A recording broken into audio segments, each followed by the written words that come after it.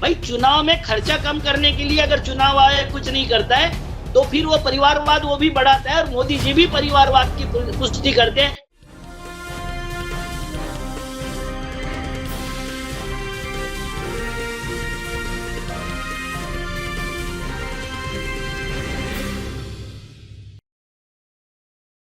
Hello, नमस्कार, आदाब, सत श्री अकाल, अस्सलाम वालेकुम। मैं हूं मोहम्मद अहमद काज़मी, लेकर आया हूं आपका पसंदीदा कार्यक्रम आपके रूबरू। आज मंडे है और आज एक बार फिर हम अविनाश काकड़े जी से बात कर रहे हैं। अविनाश काकड़े जी किसान सेवा संघ के अध्यक्ष हैं और नागपुर में रहते हैं। गांधीवादी विचारधारा के लिए जाने जाते हैं। बहुत ही बेबाक अंदाज में अपनी बात रखते हैं। आज बहुत ही अहम बातें होने जा रही हैं।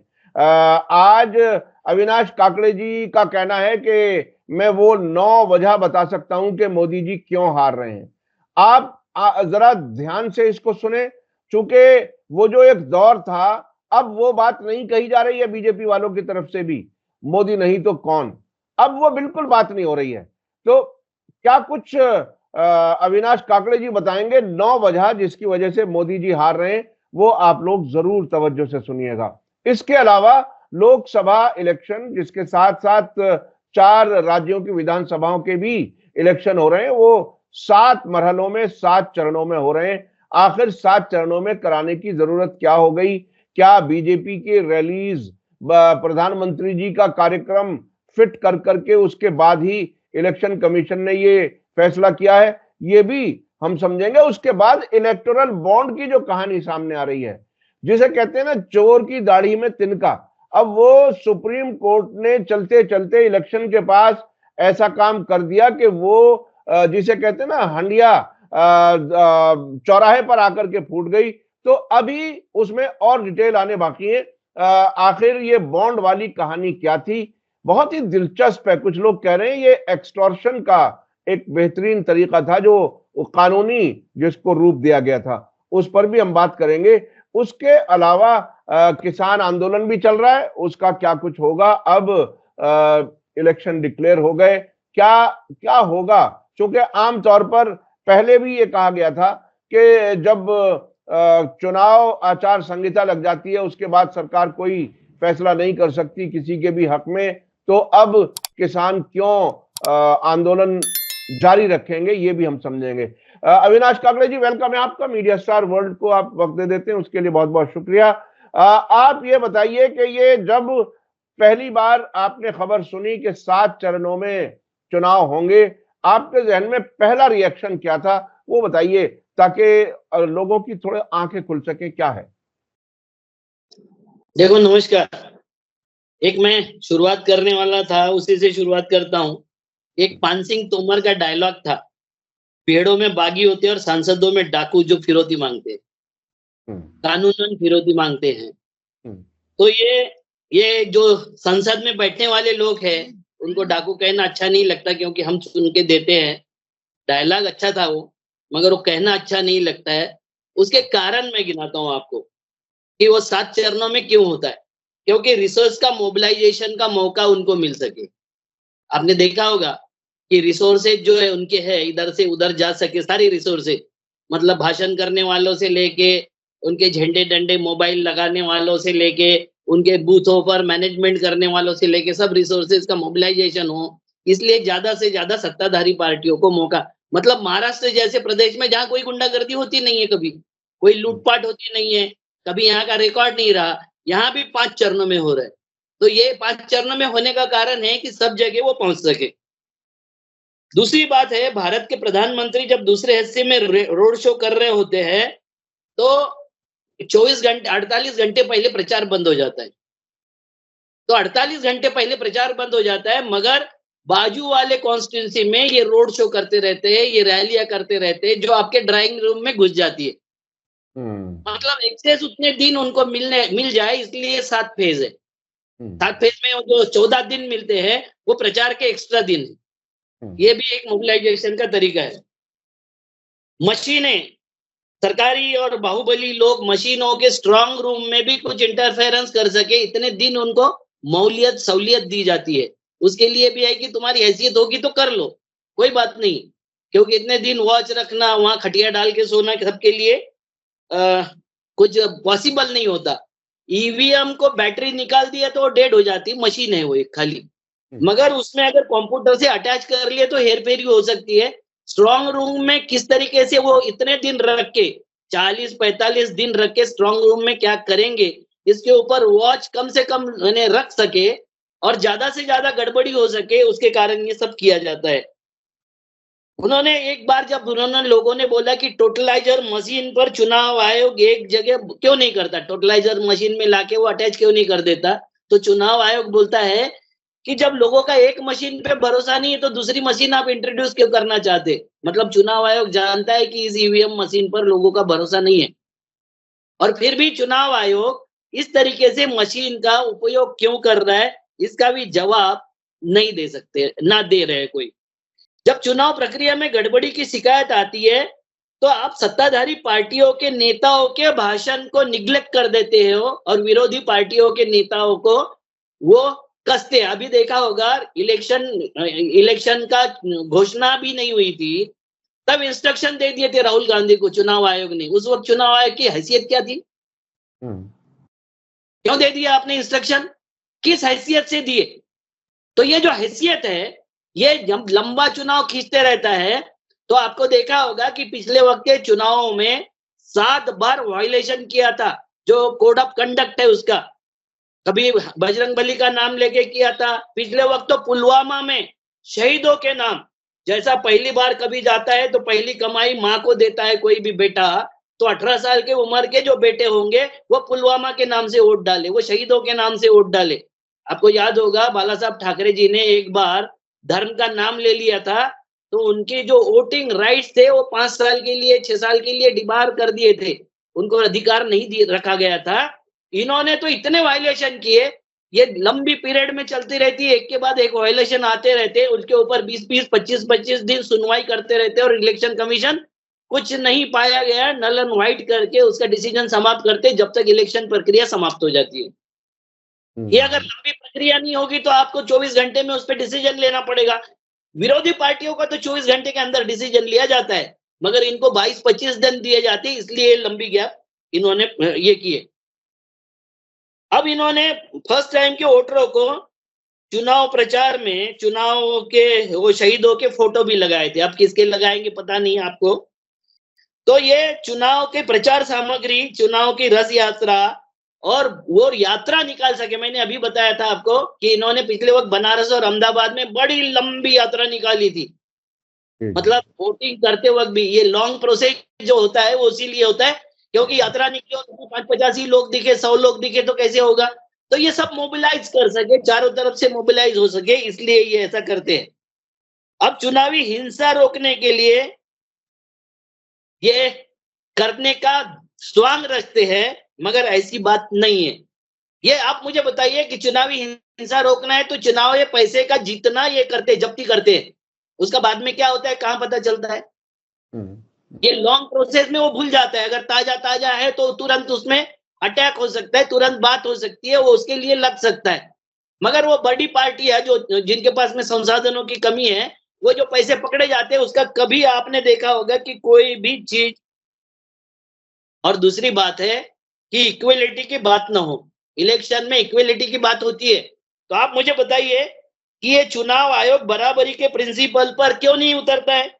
पार्टियों के द्वारा पैसा खर्चा है, उम्मीदवारों में नहीं जुड़ता है। मतलब पार्टियों के जितना फंड आता है वो पैसा उम्मीदवारों के इसमें नहीं जुटता है। जो इंडिपेंडेंट उम्मीदवार होगा या मान्यता प्राप्त पार्टी नहीं है उसके उम्मीदवार होगा तो इसका हर पैसा उसके उम्मीदवार के खर्चे में जुड़ जाता है। वो उम्मीदवार का खर्चा भी 80-90 लाख होता है। गरीब आदमी तो चुनाव लड़ नहीं सकता। चुनाव आयोग इस पे कुछ नहीं करते। क्यों बिना खर्चे का चुनाव नहीं करता है? क्यों सरकारी खर्चों पर चुनाव नहीं होता? सारे पैसे जो खर्चा होते हो तो सरकारी पैसे, हमारे टैक्स के पैसे हैं, तो सरकारी पैसे हैं, मगर ये नहीं करते क्योंकि उनको फ्री हैंड देना है।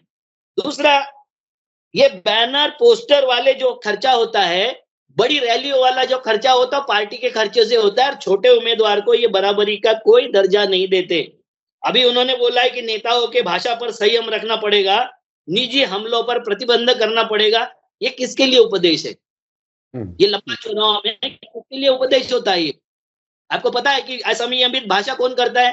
केसेस उन पे होती नहीं है। किसी ने बोल दिया कि मोदी चोर है तो वो पर्टिकुलर पकड़ा जाता है, कोई एक मोदी खड़ा होता है और उसके ऊपर उनको सजा हो जाती है, ठीक है।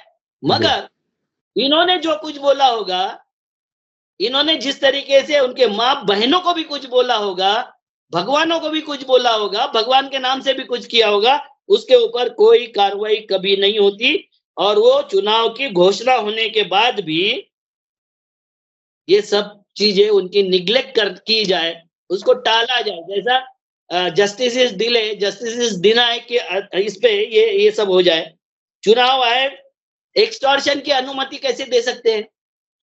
अभी हम डिटेल में उसमें बात करेंगे कि एक्सटॉर्शन कैसे कैसे। अच्छा अविनाश जी, इलेक्शन कमिश्नर ये कहते हैं कि इतना बड़ा देश है, जरा सोचो भौगोलिक कैसी स्थिति है, कहीं पहाड़ है, कहीं रेगिस्तान है, कहीं कुछ है, कितने त्योहार हैं बीच में, हम मजबूर हैं 7 चरणों में करने के लिए। उनकी बात में आपको दम नहीं लगता? मुझे महाराष्ट्र एक समझ में आता है, यहाँ 5 चरण क्यों? यहाँ तो रेगिस्तान नहीं है, बर्फ भी नहीं पड़ती है, सब जगह एक सा टेम्परेचर होता है, नक्सलवाद भी नहीं है, आतंकवाद भी नहीं है, यहाँ 5 चरण क्यों? देखो, मोदी जी परिवारवाद मिटाना चाहते थे।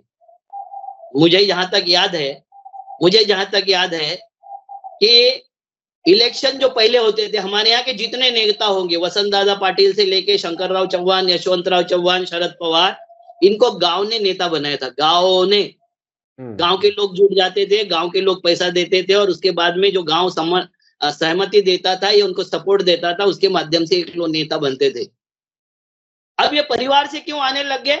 क्योंकि पैसे का दखल बहुत ज्यादा बढ़ गया, और पैसा तो उस परिवार के पास होता है क्योंकि पिछले मंत्रित्व काल में पैसा उसने इकट्ठा किया होता है। तो अब दूसरा उसके आगे खड़ा ही नहीं हो सकता, क्योंकि गांव के काम उन्होंने किया नहीं। गांव ने एक बार बता दिया, किसी को मुख्यमंत्री बना दिया, मंत्री बना दिया, क्या एमएलए बना दिया। अच्छा एक बात, ये जो आप परिवार की बात कह रहे हैं, क्या ये औद्योगिक परिवार या तिजारती परिवार की बात कह रहे हैं या कोई खास परिवार की बात कह रहे हैं? नहीं, मैं बोल रहा हूं कि परिवार क्यों आया, परिवारवाद क्यों आया, राजनीति में परिवारवाद क्यों आया?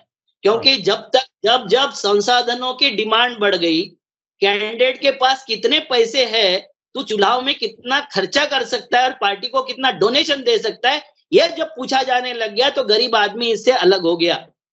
और जो लोग वहां स्थापित हो गए थे पहले, जिनको गांव में जिताया था, गांव के शक्ति ने जिताया था, गरीब लोगों ने जिताया था, उन्होंने 1-1 रुपए इकट्ठा करके, 10-10 रुपए इकट्ठा करके, और अपना आदमी है, अपने तरफ से गांव का आदमी है, अपने तहसील का आदमी, अपने जिले का आदमी है करके उसको नेता बनाया था, वो समाप्त हो गया क्योंकि पैसा इसमें इन्वॉल्व हो गया। और पार्टियां पूछने लग गई, तेरी पहली जाति कौन सी है, धर्म कौन सा है, उसके बाद में तेरे पास पैसा कितना है, तू कितना खर्चा कर सकता है। तो इसके ऊपर चुनाव आयोग क्या कर रहा है? ये 5-7 चरणों में करने से ये क्या बंद हो जाएगा? ये खत्म हो जाएगा? भाई, चुनाव में खर्चा कम करने के लिए अगर चुनाव आयोग कुछ नहीं करता है तो फिर वो परिवारवाद वो भी बढ़ाता है, और मोदी जी भी परिवारवाद की पुष्टि करते हैं। मोदी जी ने भी जितने लोग लाए अपने पार्टी में, कमल छाप साबुन से धो के, वो सारे के सारे ईडी, सीबीआई, बीडी, सीडी, उसमें फंसे हुए लोग थे, मतलब पैसे वाले लोग थे, कहीं से ना कहीं से उल्टे सीधे धंधे करके पैसे कमाए थे, और पैसे वालों की आपने टिकट किए। तो आप परिवारवाद समाप्त करना चाहते हो, भ्रष्टाचार समाप्त करना चाहते हो, या दूसरे का भ्रष्टाचार और परिवारवाद अपने पार्टी में लाना चाहते हो? इसका जवाब मोदी जी को देना पड़ेगा। ये गांव से जो लोग खड़े हुए थे, जिन्हें गांव ने सपोर्ट किया था, अब वही लोग अपने परिवारों के लोगों को आगे ला रहे हैं राजनीति में, और दूसरे लोगों, आम लोगों की का दखल जो है वो कम से कमतर होता जा रहा है। अच्छा, उनके वो ला रहे हैं, ऐसा उनके ऊपर आरोप मत लगाइए। जब चुनाव आयोग में खर्चा ज्यादा हो गया, अगर सांसदीय के इलेक्शन के लिए 10 करोड़ रुपए लगते हैं, जिसमें अनुमति चुनाव कमीशन की तो 70-80 लाख रुपए की है, मगर जब 5 करोड़, 10 करोड़, 20 करोड़, 25 करोड़ तक लगते हैं, 50 करोड़ भी लग जाते कहीं, तो ये पैसा फिर किसके पास है? उद्योगपति तो लड़ते नहीं, उद्योगपति तो सांसदों को खरीदते हैं, सॉरी टू से। मगर घोड़ा बाजार जो होता है वो इसमें खरीदते, एमएलए खरीद लेते हैं, सांसद खरीद लेते, वो उनके हिसाब से काम करने जाते। वो रेस का जो सामने वाला घोड़ा होता है उस पे लगाते, 1 नंबर और 2 नंबर पे ही पैसे लगाते। तो 1 नंबर 2 नंबर पर उद्योगपति लगाते, वो कुछ खड़े होते नहीं। आपने नहीं देखा होगा कि कोई अडानी, अंबानी, कोई टाटा, कोई बिरला इस देश का प्रधानमंत्री, मुख्यमंत्री बना, नहीं बनता है, क्योंकि उसको ये जनता को संभालना और जनता को मोबिलाइज करना, उनके मुद्दे उठाना, उससे कोई मतलब नहीं है। मगर जब आपने उसमें पैसा का ज्यादा ये कर दिया, इन्वॉल्वमेंट कर दिया, इलेक्शन कमीशन ने उसके ऊपर पाबंदी नहीं रखा, नियंत्रण नहीं रखा, तो पैसे वाले खड़े होने लग गए, पार्टी भी पैसा खर्चा करने लग गई। तो ये पैसा भ्रष्टाचार से आता है, ये क्या इलेक्शन कमीशन को दिखता नहीं है? और ये इस तरीके से हो, मतलब अभी टिकट डिक्लेयर हो गए, ये पूरी 1.5 महीना 2 महीना जो रोज खर्चा होगा, ये इलेक्शन कमीशन परमिशन दे रहा है ना, भ्रष्टाचार को भ्रष्टाचार करने का परमिशन दे रहा है। भ्रष्टाचारियों और ज्यादा टाइम तक इलेक्शन का सिलसिला जारी रहे तो जाहिर है कैंपेन भी ज्यादा दिन तक रहेगी, खर्चा भी ज्यादा होगा, सारे काम जो है वो खूब कई गुना खर्चा बढ़ेगा। जाहिर है जो पहले मरहले में जिसकी वोटिंग हो रही है वो भी अभी से कैंपेन शुरू करेगा, और जो आखिरी मरहले में 1 जून को वोटिंग हो रही है वो भी अभी से कैंपेन शुरू करेगा। तो ये पैसा कई गुना खर्च हो जाएगा, और जब ये कई गुना खर्च करेगा उसके बाद करप्शन भी उतना ही ज्यादा करप्शन करेगा और उतना ही लोगों का पैसा उसकी थाली से रोटी छीनने का काम करेगा। अच्छा, अब हाँ, तो चुनाव आयोग परिवारवाद पैदा कर रहा है, भ्रष्टाचारी लोगों को प्रतिष्ठा दे रहा है और भ्रष्टाचार का पैसा चुनाव में खर्चा कर रहा है, ये मेरा आरोप है। जी जी जी जी। तो ये चुनाव आयोग परिवारवाद बढ़ा रहा है, ये बात आपने बहुत ही मजबूती से कही। अब मेरे ख्याल से जो अभी जो हमने बात शुरू में की थी, हमारे दर्शक इंतजार कर रहे होंगे, ऐसी हालत में मोदी जी क्यों हारने जा रहे हैं वो बता दीजिए, क्योंकि अब से पहले तो लोगों के दिमाग में पिछले इलेक्शन तक मोदी नहीं तो कौन, अब मोदी क्यों हारने वाले ये बताइए आप। देखो, पूरी की पूरी चावल की हंडी चढ़ी होती है, चावल पक गया कि नहीं पक गया ये देखने के लिए 1-2 दाने निकाल के दबा के देखने होते हैं। इस वक्त शेयर मार्केट गिर रहा है, अचानक एनआरसी और सीएए लागू करने की बात आ गई है। असम में जो 100 करोड़ खर्चा करके और इतने दिन के बाद में 19 लाख हिंदू और 1 लाख मुस्लिम ही मिले थे, ये सब पता है इनको। फिर भी अचानक सीएए लागू करने का जो काम इन्होंने किया है वो इसलिए किया कि हिंदू मुसलमान हो जाए।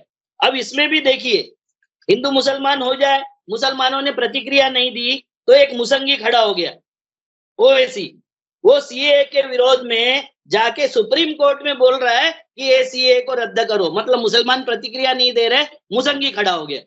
जैसे इलेक्शन बॉन्ड के लिए सारी पार्टियां मैं अपने दर्शकों को बता दूं कि अविनाश काकड़े जी जब किसी को मुसंगी कहते हैं तो इसका मतलब यह है वो मुसलमान जो आरएसएस के लिए, संघ के लिए काम करता है। जी, आप अपनी बात आगे बढ़े।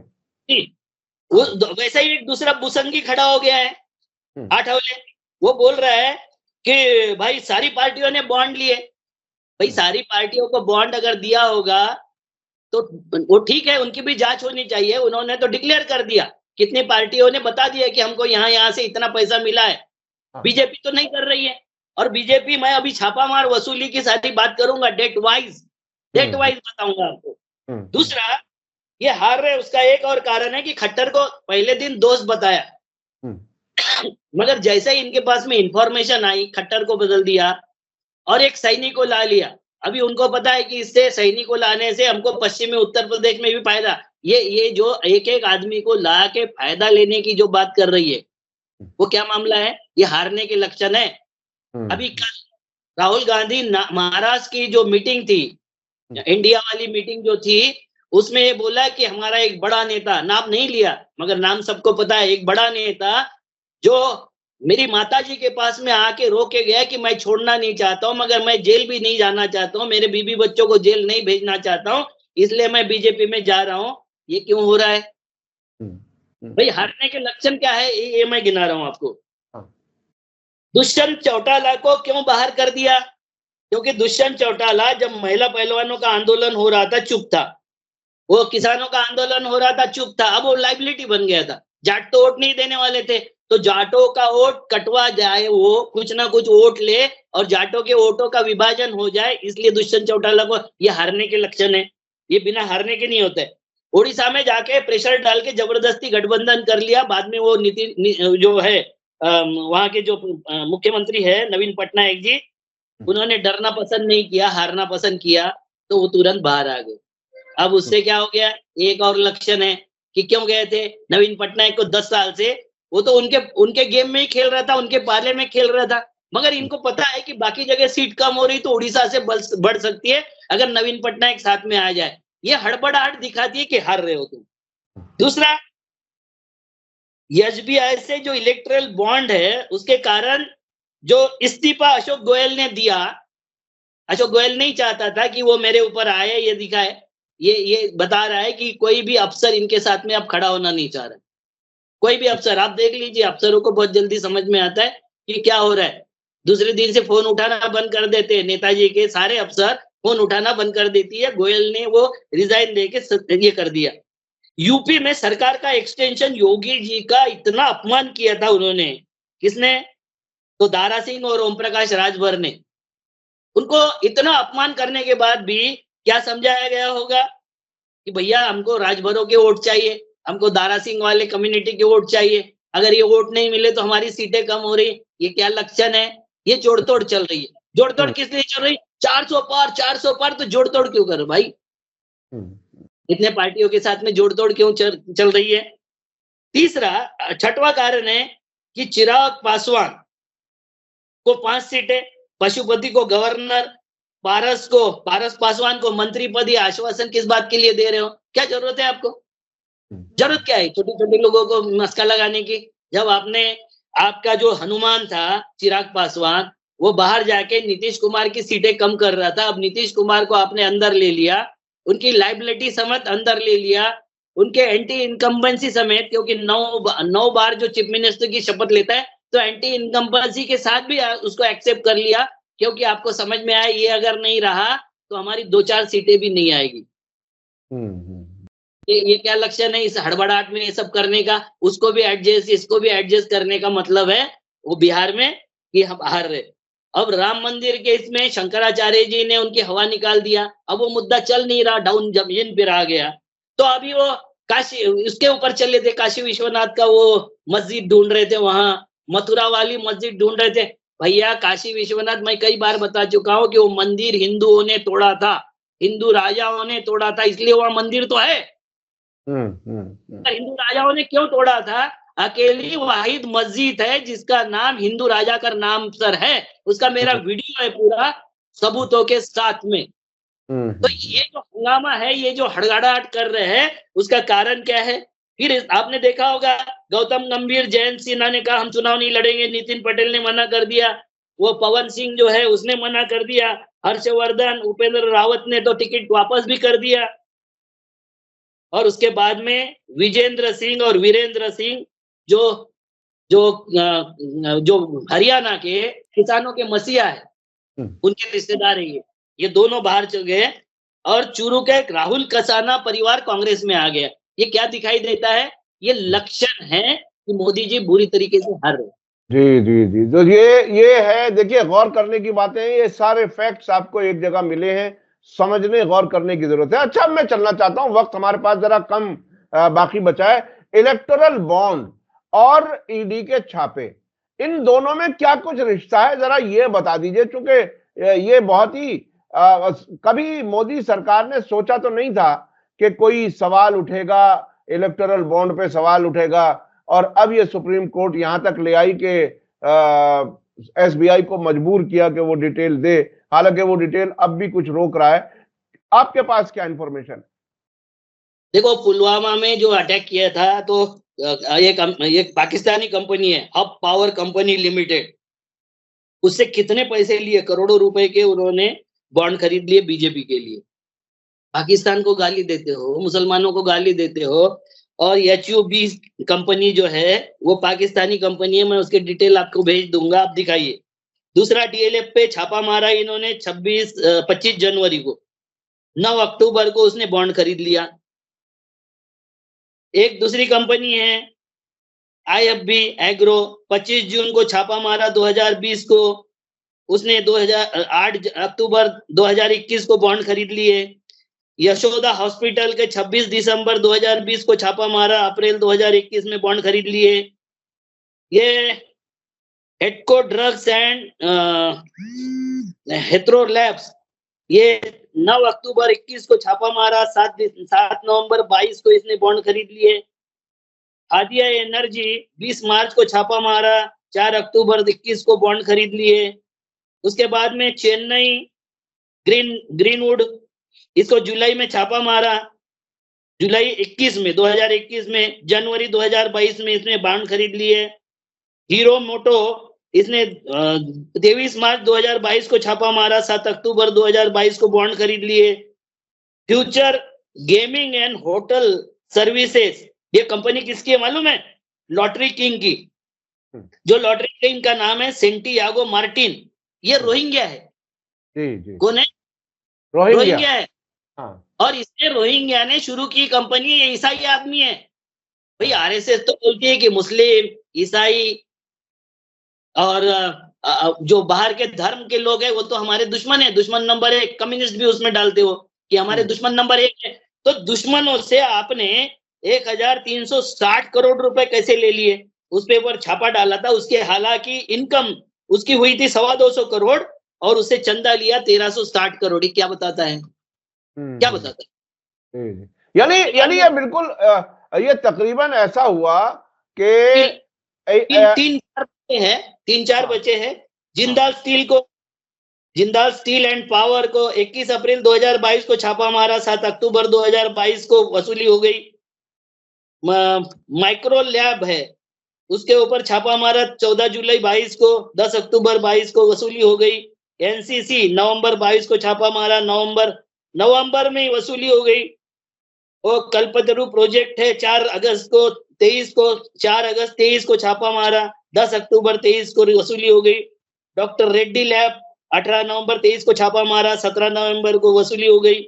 13 नवंबर को छापा मारा, 17 नवंबर को वसूली हो गई। शिरडी सॉइल इलेक्ट्रिकल 17 दिसंबर को छापा मारा, 17 दिसंबर 2023 को, और 11 जनवरी 24 को वसूली हो गई।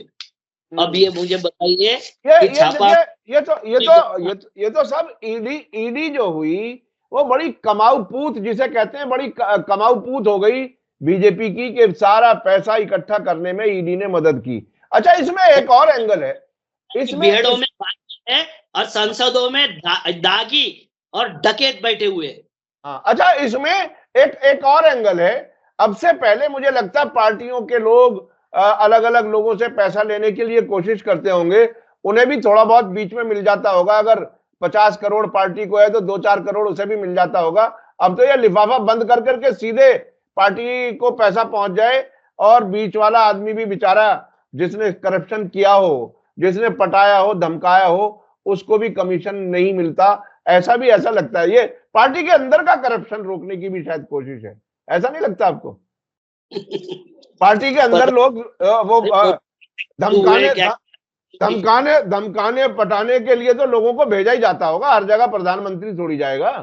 तो उसको के लिए तो निर्मला सीतारामन गई थी। मैं फोटो भेजता हूँ, सट्टा किंग के बेटे के साथ में बैठा हुआ फोटो दिखाता हूँ मैं आपको। जी। फोटो भेजता हूँ कि उसके को जाके बुला के कैसे धमकाया गया चेन्नई में। यानी फाइनेंस मिनिस्टर ने धमका करके पैसा पार्टी के लिए लिया, तकरीबन आप ये बात कह रहे हैं। तो ये देखिए, जब सियासत इतनी नीचे गिर जाए, जब इस तरह से एक्सटॉर्शन हो। देखो, हमारे पुलवामा को जिन्होंने मारा था, पुलवामा में जो शहीद हुए थे, हब कंपनी ने उसके बाद में जो पैसे दिए, इसलिए हमारा पुलवामा का कोई अपराधी आरोपी पकड़ा नहीं गया। बताइए, ये इतनी बड़ी बात है कि पाकिस्तान की कंपनी को से पैसा ले लिया इलेक्शन लड़ने के लिए, उसको भी नहीं बख्शा। इन्हें अगर चीन से भी पैसा मिले, चीन से भी लेंगे, सारे दुश्मनों से पैसा ले लेंगे अपनी पार्टी चलाने के लिए। ये पैसा लिया, चीन से पैसा लिया है, चीन से भी पैसा लिया है अपनी पार्टी को चलाने के लिए। इससे घटिया बात नहीं हो सकती। जिसको आप दिन रात दुश्मन की बात कहते हैं, वो बात दुश्मन की बात खत्म हो गई, और पार्टी के लिए जो मदद करेगा वही मददगार होगा, वही दोस्त होगा। और इसी वजह से मोदी जी ने कह दिया था की होती थी, अब राव साहबों की पार्टी है सब। जी जी। अब नहीं, मोदी जी ने वो कहा था कोई हमारे देश में नहीं आया, कोई लद्दाख में नहीं आया, कोई घुसपैठ नहीं हुई। क्या ये भी उसी की कीमत की वापसी थी? ये किस तरह से पैसा लिया जाता है? अच्छा, अब मैं चल कि मोदी जी क्यों नहीं आ रहे? इलेक्ट्रल बॉन्ड का जो निकला था, एनडीएमए मतलब पीएम केयर फंड का भी महाराष्ट्र के नागपुर हाईकोर्ट ने नोटिस तामील कर दिया है कि मोदी जी आपने इलीगल पावर का यूज किया था, क्योंकि आपदा को घोषित करने का अधिकार मात्र राष्ट्रपति का है, आपने कैसे घोषित कर दिया? इसमें आपको पता होगा कि नरेंद्र मोदी जी के साथ में जो नोटिस डाली हुआ प्रमोद बनसोड़े और प्रतिका नन्नावरे, इन्होंने अपने मौलिक अधिकारों के हनन के बारे में जो डाला था कि राष्ट्रपति ने अध्यादेश न निकालते हुए प्राइम मिनिस्टर ने कैसा उसको जारी कर दिया। और इसमें नितिन सामरे जी और अभय मंत्री जी, ये दोनों जस्टिस है, और इन्होंने केंद्रीय स्वास्थ्य और गृह मंत्रालय, राष्ट्रीय आपदा प्राधिकरण के अध्यक्ष मोदी जी, राज्य आपदा प्राधिकरण के अध्यक्ष, आपदा प्राधिकरण के राज्य के मुख्य सचिव, गृह मंत्री, वित्त मंत्री, सबको नोटिस तामील कर दिया है। अब ये भी निकलेगा प्राइम मिनिस्टर फंड का क्या हुआ, क्योंकि एक ने बताया है कि आपको इलेक्ट्रल बॉन्ड का डाटा, जो इलेक्ट्रल बॉन्ड में 13 मार्च 2024 को एक न्यूज आई है कि इलेक्ट्रल बॉन्ड की जो रकम है वो रिलीफ फंड में भी गई थी। और जो relief fund private relief fund था। देखिए, ये तो सरकार में जो दो लोग बैठे हुए हैं, उन्होंने अपने हिसाब से अपनी आसानी के लिए कुछ कानून बना दिया, ऐलान कर दिया। नहीं तो देखिए एक बात नहीं 250 करोड़ रुपए का चंदा लिया है बीप कंपनियों से। बीप कंपनियों से 250 करोड़ का चंदा लिया है। जी जी जी जी जी जी, उसके सबूत है मेरे पास। नहीं, मैं एक बात और कहता हूं, ये गौर करने की बात है, दर्शक सोचें समझें। देखिए, प्राइम मिनिस्टर जो आदमी बनता है वो देश के लोगों के नुमाइंदों के यानी एमपीज के जरिए चुना जाता है, और वो प्राइम मिनिस्टर होता है, यानी लोगों की बनाई हुई सरकार का मुखिया होता है। अब उसको अपने उस ओहदे के साथ जोड़ करके जो पैसा इकट्ठा वो कर रहा है, वो उसका पर्सनल कैसे हो सकता है, वो सीक्रेट कैसे हो सकता है, वो खुफिया कैसे हो सकता है? प्राइम मिनिस्टर केयर फंड खुद अपने आप में लोगों के नुमाइंदे के नाम पर लिया गया है। उसे किस तरह से आप खुफिया रख सकते हैं? सर, इसमें मैं आपको एक बता देता हूं कि इन्होंने जो डिमांड की, अगर ये कोर्ट एक्सेप्ट कर लेता है, क्योंकि नोटिस तो तामील हो गया, और उनके दलीलें अगर एक्सेप्ट कर लेता है, तो हमारे देश के लोगों को 376 रुपए प्रतिदिन के हिसाब से मुआवजा मिले, जितने दिन आपने ये पेंडेमिक का आपने रिजर्व ये किया था, घोषणा की थी। अब ये पैसे कहां से आएंगे और कौन देगा? नहीं, ये बहरहाल पैसा दे, वहां तक बात पहुंचे, हम इसके लिए बहरहाल दुआ कर सकते हैं कि ऐसा कभी हो, लेकिन अभी तो ऐसा ही लग रहा है जैसे सपना देख रहे हैं। डिमांड करनी चाहिए, हाईकोर्ट में अर्जी दाखिल करना चाहिए, जो मर गए उनके भी लिए 25 लाख से 1 करोड़ रुपए, क्योंकि जब पेंडेमिक इलीगल हो जाता है, लागू करने वाला इलीगल हो जाता है, जिन्होंने वो सर्कुलर निकाला वो अगर इलीगल हो जाते, तो फिर मरने वालों को मुआवजा मिलना चाहिए। तो 25 लाख से 1 करोड़ रुपए का मुआवजा, और उनका कॉम्पेंसेशन 376 रुपए प्रति डे के हिसाब से कॉम्पेंसेशन, ये अगर देना पड़ा तो देश क्या करेगा? ये बहरहाल बहुत ही अहम चीज है। अच्छा, हमारे पास अब टाइम तकरीबन खत्म हो रहा है, फिर मैं अपने दर्शकों को बताऊं कि अब चूंकि इलेक्शन डिक्लेयर हो चुके हैं, अविनाश काकड़े जी चूंकि बहुत ही बेबाक अंदाज में अपनी बात रखते हैं, तो हम कोशिश करेंगे कि हफ्ते में 2 बार उनसे बात हो जाए, और उनका कोई यात्रा ना हो, कुछ ना हो, उसके बीच में हम कोशिश करेंगे कि हर थर्सडे को भी उनसे बात कर ली जाए और आप तक पहुंचा दी जाए। काकड़े जी, हमारे पास आज समय खत्म हो गया है, इससे आगे हम अभी नहीं बढ़ सकते।